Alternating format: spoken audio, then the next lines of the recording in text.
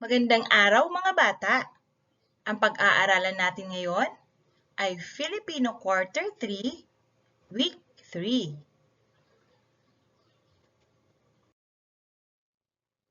Pag-uugnay ng sanhi at bunga. Sa araling ito, ikaw ay inaasahang makapag-uugnay ng sanhi at bunga ng mga pangyayari sa binasang talata at teksto.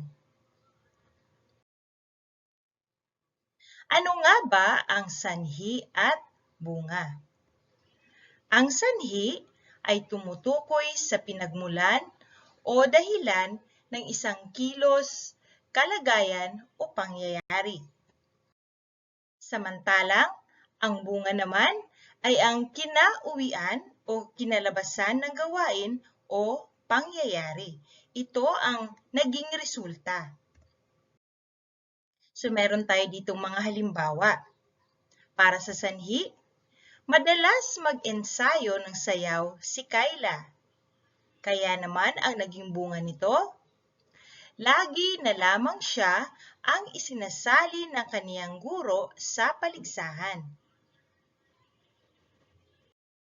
Sa panghalimbawa, para sa sanhi, hating gabi na kung matulog si Elma. At ang naging bunga nito, kaya tanghali na siyang nagigising. Isa pang halimbawa, para sa sanhi, araw-araw ay pinauusukan ni Mang Kanor ang puno ng kanilang mangga. Kaya naman ang naging bunga nito ay namulaklak ng marami ang puno ng mangga.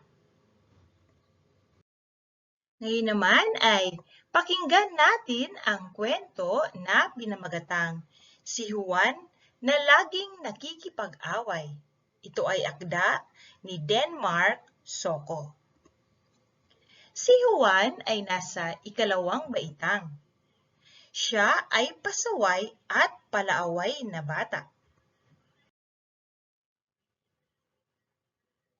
Mahilig siyang magpaiyak sa mga kaklase niyang babae.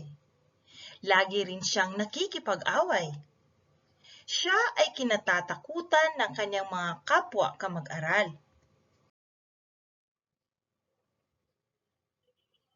Sa tuwing recess ay siya lamang mag-isa sa mesa at walang may nais na tumabi sa kanya.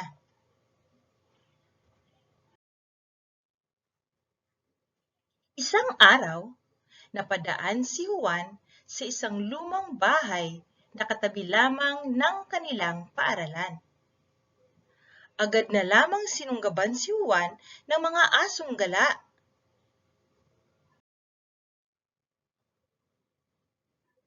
Walang ano-ano, siya ay kumaripas ng takbo. Ngunit tila hindi napagod ang mga aso at ito ay nakasunod pa rin sa kanya. Pagod na si Juan.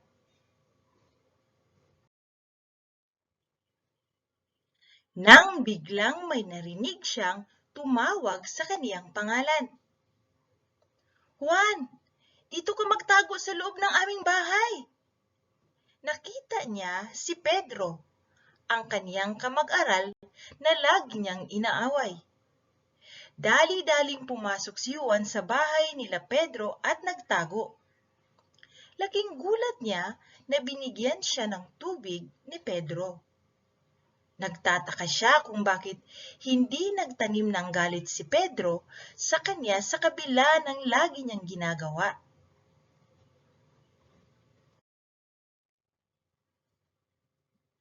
Tumingin si Juan sa may bintana at nakita niyang wala na ang mga aso. Nagpasalamat siya kay Pedro at umalis na ito sa kanilang bahay. Napagtanto ni Juan na mas magandang maging mabuting bata at magkaroon ng maraming kaibigan.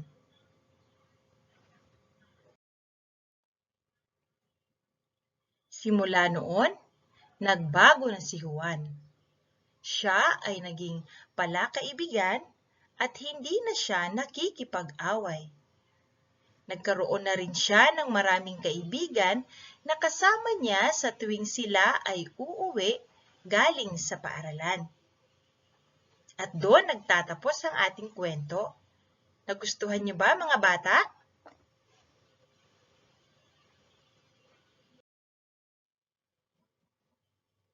At para sagutin ang mga tanong sa kwento, gawin natin ang gawain sa pagkatuto bilang isa. Sagutin ang mga tanong. Isulat ang sagot sa iyong sagutang papel. Para sa unang bilang, ano ang sanhi ng pagbabago ni Juan? Ano kaya? Tama. Ang sanhi ng pagbabago ni Juan ay ang pagtulong sa kanya ni Pedro. Sa ikalawang tanong, ano ang naging bunga ng pagbabago ni Juan? Tama. Ang sagot ay nagkaroon siya ng maraming kaibigan na kasama niya sa tuwing sila ay uuwi galing sa paaralan. Sa ating ikatlong bilang, ano ang dahilan ng pagbabago ni Juan? Ano kaya? Tama. Ang dahilan ng pagbabago ni Juan ay nang makita niyang hindi nagtanim ng galit si Pedro sa kanya sa kabila ng lagi niyang ginagawa.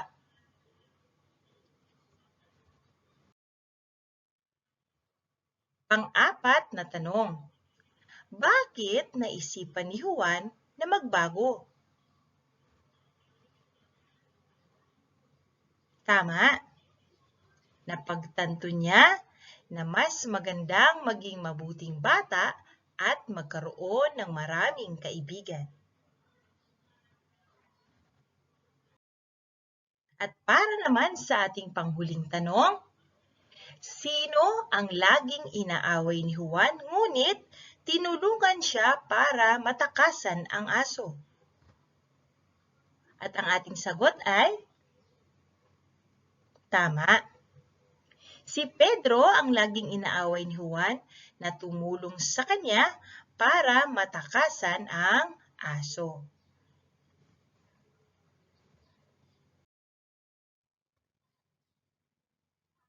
Gawain sa pagkatuto bilang 2. Tukuyin kung ang pangungusap ay sanhi o bunga. Isulat ang sagot sa iyong sagutang papel. So, meron tayo dito, pangungusap, ang gagawin natin, tutukuyin natin ito kung ito ba ay sanhi o ito ba ay bunga. At para sa unang bilang, kaya siya nahulog sa mataas na hagdan. Ito ba ay sanhi o ito ba ay bunga? Tama, ito ay bunga. At para sa ating ikalawang tanong, palagi siyang nag-iensayo ng pag-awit. Ano kaya ito? Sanhi ba ito o bunga? Tama, ito ay sanhi.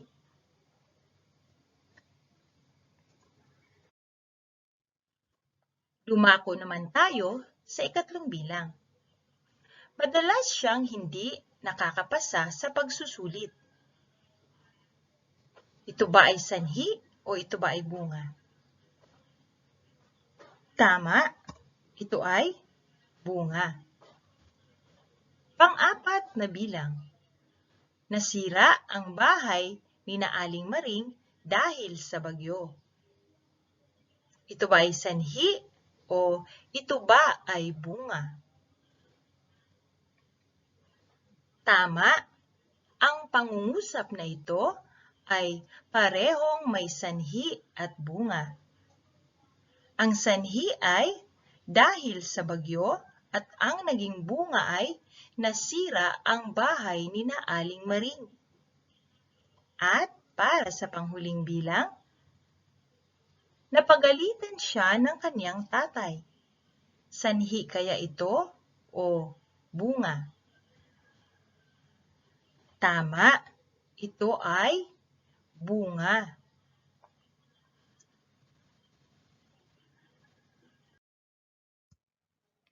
Gawain sa pagkatuto bilang 3.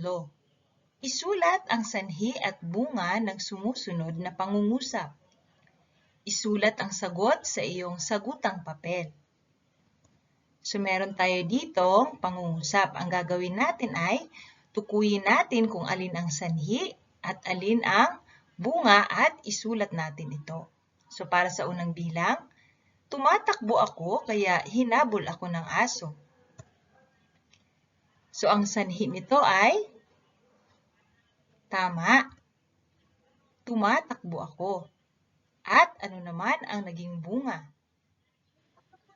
Tama, hinabol ako ng aso. Sa ikalawang bilang, lumangoy si Larry sa malalim na dagat kaya siya ay nalunod. Ano kaya ang sanhi? Ang sanhi ay lumangoy si Larry sa malalim na dagat.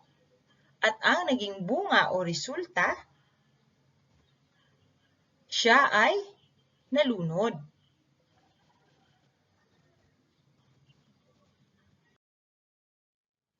Ikatlong bilang, nag-aral ng mabuti si Nico kaya nakapasa siya sa kaniyang mga pagsusulit. Ano kaya ang sanhi? Tama, nag-aral ng mabuti si Nico. At ano naman ang naging bunga? Nakapasa siya sa kaniyang pagsusulit.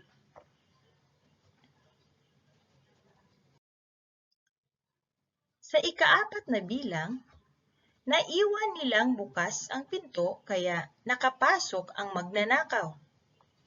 Ano kaya ang sanhi dito? Tama, naiwan nilang bukas ang pinto. At ang naging bunga naman ay nakapasok ang magnanakaw.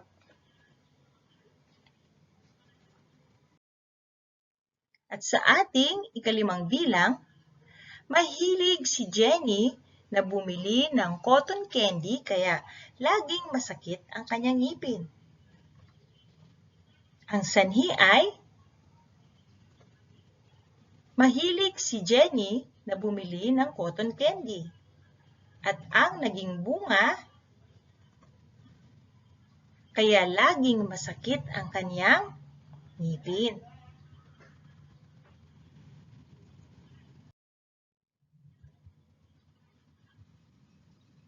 At para naman sa gawain sa pagkatuto bilang 4, sumulat ng 5 katangian ng isang mabuting bata.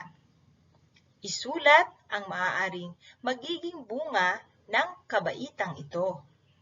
Gawin ito sa iyong sagutang papel. So ang gagawin natin ay gagawa tayo o susulat tayo ng 5 katangian ng isang bata. Tapos, isusulat din natin kung ano ang magiging bunga ng kabaitang ito. So, meron ako ditong halimbawang sagot. Ang isang mabuting bata ay magalang, masunurin, mapagmahal, disiplinado at may takot sa Diyos. Kaya naman, siya ay kinagigiliwan ng kaniyang pamilya at hinahangaan ng mga kaibigan. So ang ating 5 mabuting katangian ay masunurin, mapagmahal, magalang, disiplinado at may takot sa Diyos. At ang naging bunga nito, siya ay kinagigiliwan ng kanyang pamilya at hinahangaan ng kanyang mga kaibigan.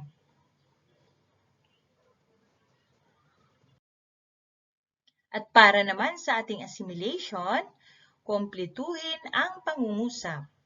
Isulat ang sagot sa iyong sagutang papel.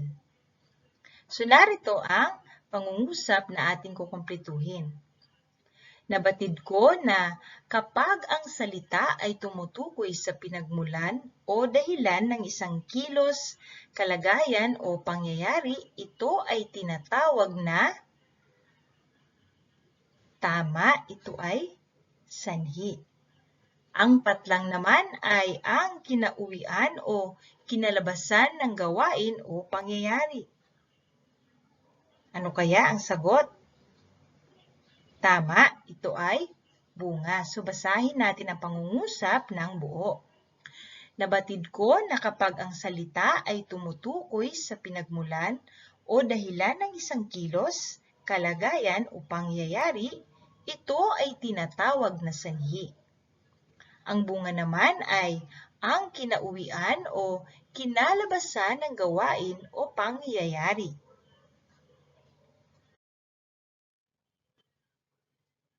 Hanggang sa muli mga bata,